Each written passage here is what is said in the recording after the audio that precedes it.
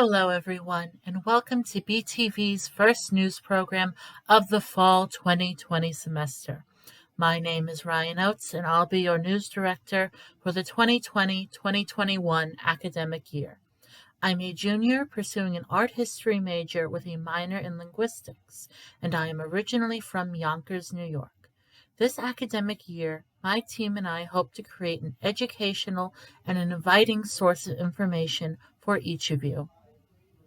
First, as the COVID-19 pandemic continues to spread in the United States, it is crucial for us, the students of Binghamton University, to fully understand the policies of both the school and our state. Let's check in with our very own COVID correspondent, Cailan. Hi, I'm Cailan Dougall.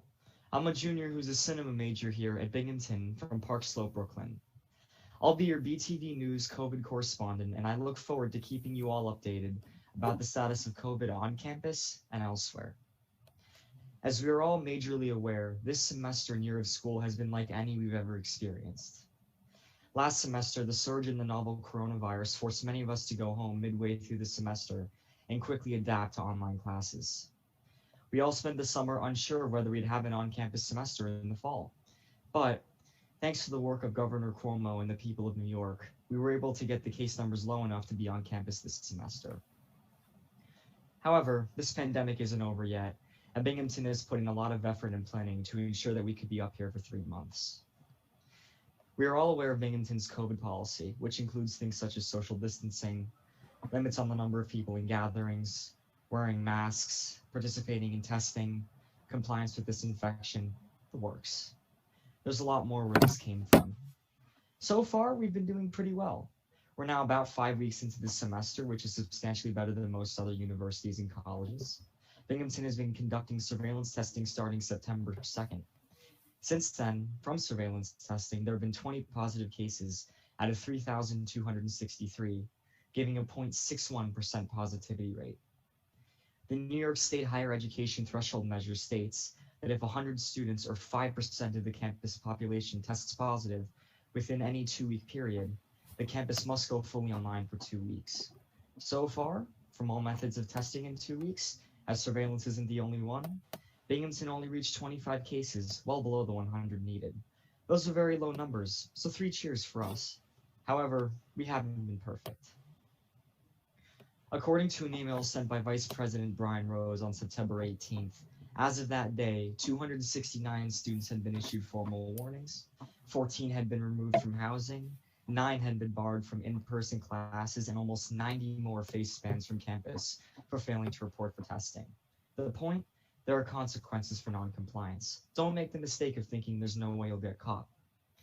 Binghamton has supplemented surveillance testing with wastewater testing at 13 different locations. This process works by identifying COVID particles shed by infected individuals in bodily waste. No detectable levels have been found to date. Off-campus surrounding areas are doing well too. Broome County as of today has 1,483 positive cases with 82 deaths and 1,250 total recoveries. Both pretty low numbers as well, and is in phase 4 of reopening. With all that said, Binghamton, keep your head high. Let's get through these next 2 months, and we'll be back soon with more updates. This has been Cailan Dougall for BTV 6 News, providing you with your COVID update. Thanks, Cailan. Now, with early voting for the 2020 presidential election about to begin in New York State, we turn to our political commentator. Allison, take it away. Hi, I'm Allison Sanel. I'm a freshman theater major from Putnam County, New York, and I'll be your BTV News political commentator. I'm excited to keep you all up to date for this year's general and presidential election. As of Sunday, September 28th, Joe Biden is still ahead of Donald Trump in the national polls. According to 538, Biden is up 7 points. In comparison, on September 28th, 2016, Clinton was only leading Trump by 1.9 points. If you missed the presidential debate on September 29th, you can catch the second debate on October 15th or the third one on October 22nd from 9 to 10:30 p.m. The first vice presidential debate is on October 7th, also from 9 to 10:30. You can watch the debates on every major news network, including ABC, CBS, Fox, NBC, CNN, MSNBC, and C-SPAN. Speaking of voting, Election Day is Tuesday, November 3rd. Poll sites are open from 6 a.m. to 9 p.m. on that day, but there are other ways to vote in this election. In Broome County, along with Election Day in-person voting, you can apply for an absentee ballot or go to early voting. But before planning your vote, make sure you're registered. You can check your registration at voterlookup.elections.ny.gov.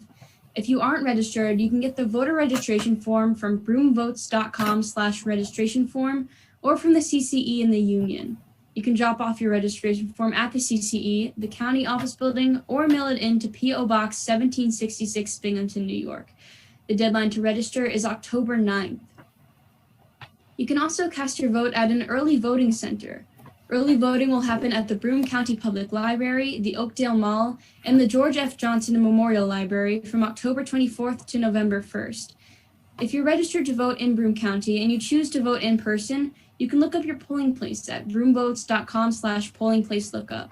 To learn more about Broome County voting, you can contact the Board of Elections at 607-778-2172 or at broomevotes.com/contact.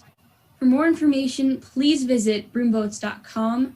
The CCE is also another great voting resource that can help with any questions you have.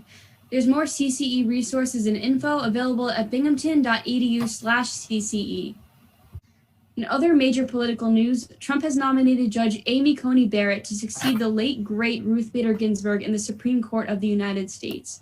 Republicans are trying to force Senate confirmation before Election Day, a move that may be important later on in this election cycle, since President Trump still has yet to commit to a peaceful transition of power if he were to lose.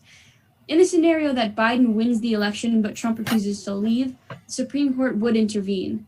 The open seat in the Supreme Court could change the course of the next 4 years. This has been Allison Sanel, keeping you in the know for the 2020 presidential election. Back to you, Ryan. Thanks, Allison. And with that, we conclude this episode of BTV's news program, and we hope that each of you stay safe and informed. Until next time, this has been Ryan Oates.